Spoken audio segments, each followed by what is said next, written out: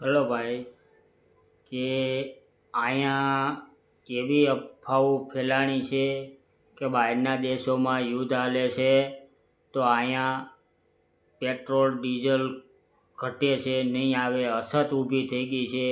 એ માટે અહીંયા લાઈનો લગાવી દીધી છે, ફ્યુલ આવતું નથી.